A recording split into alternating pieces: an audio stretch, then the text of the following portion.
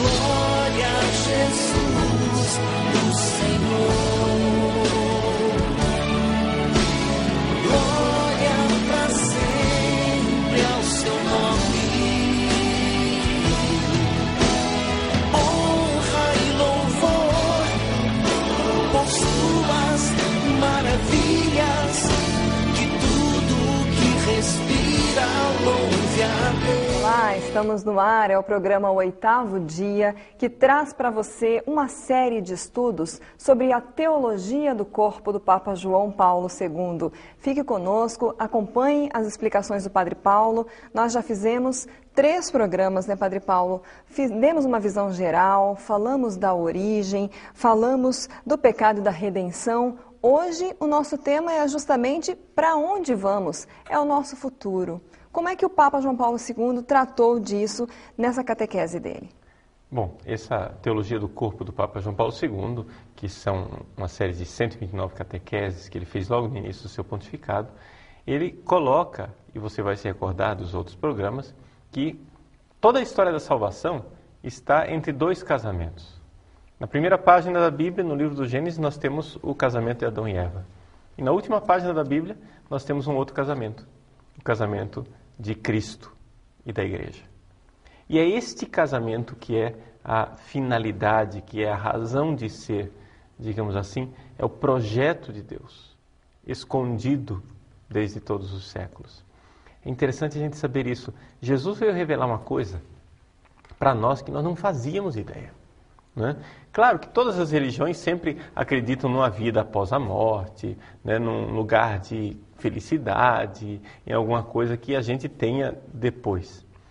Mas somente o cristianismo crê que nós, seres humanos frágeis, estaremos unidos a Deus tão intimamente que nós iremos participar da sua própria divindade.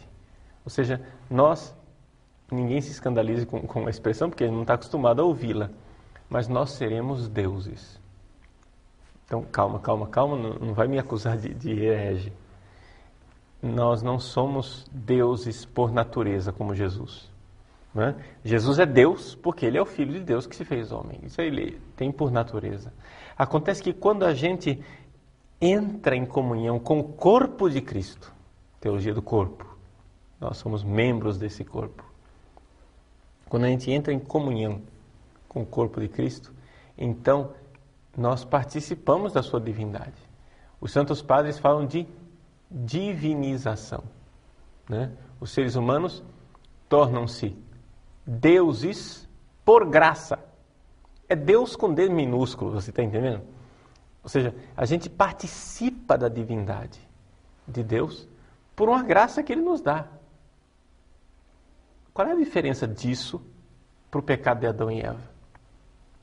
Adão e Eva também queriam ser deuses, mas eles queriam ser deuses sem Deus. Eles queriam ser deuses por mérito deles. Não, nós vamos comer essa fruta aqui e nós vamos ser Deus. Né? Foi isso que a serpente enganou Adão e Eva. Então a serpente aproveitou essa vontade que existe em todo ser humano. Uma vontade de participar da divindade. Né? De nós mergulharmos no infinito que é Deus.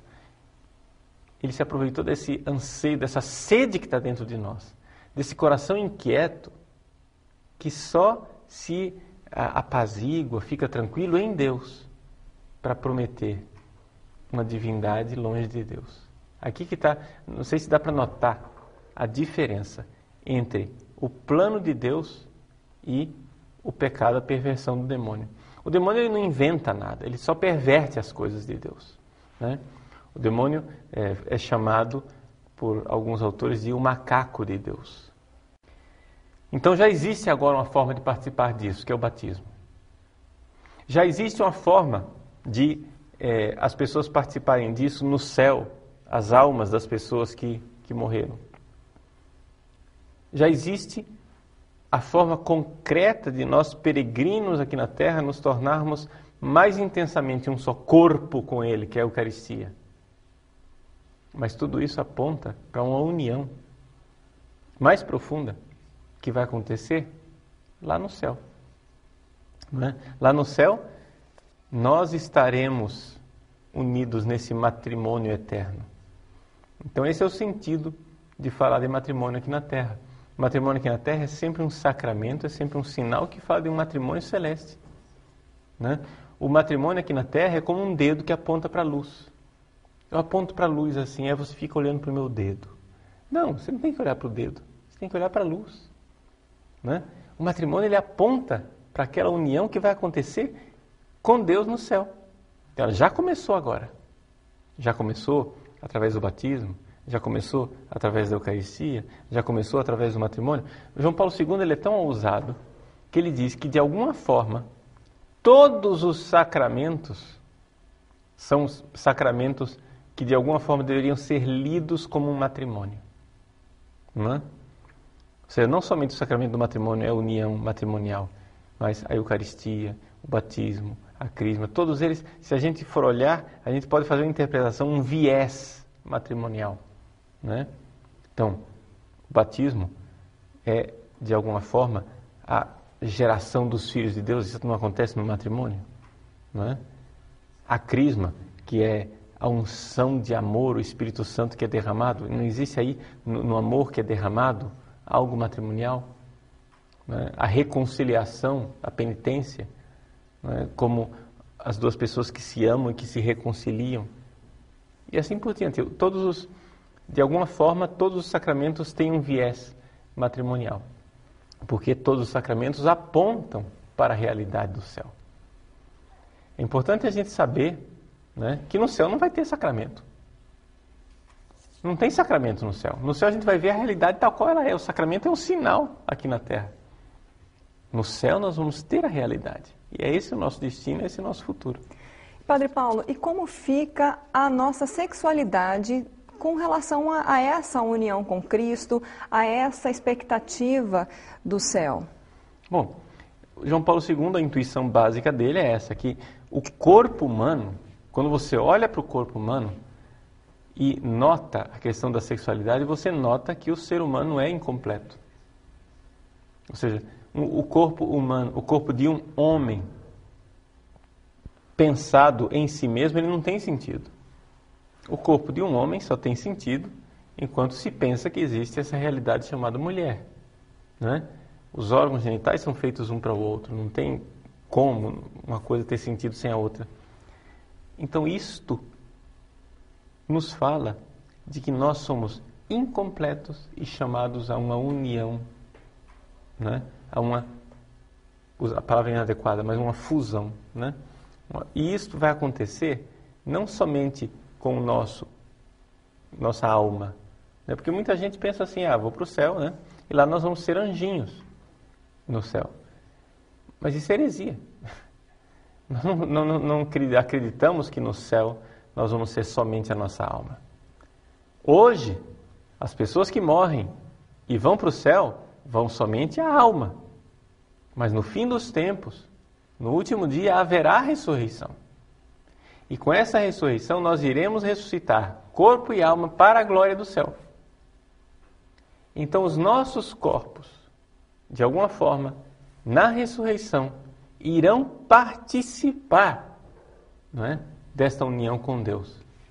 Não haverá mais sexo, como diz Jesus, né? Serão como anjos, é uma forma que Jesus usa, essa linguagem de Jesus, simplesmente para dizer, olha, não vai ter mais matrimônio, não vai ter mais casamento, como vocês conhecem, mas vai haver uma união, e essa união será muito mais profunda do que o sexo, né?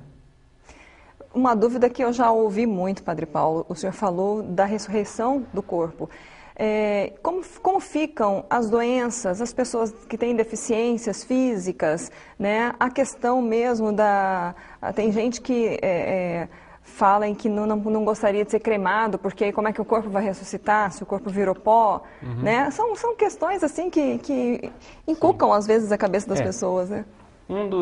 O dogma, digamos assim, o ensinamento cristão mais difícil de ser aceito pelos pagãos é a ressurreição da carne, né?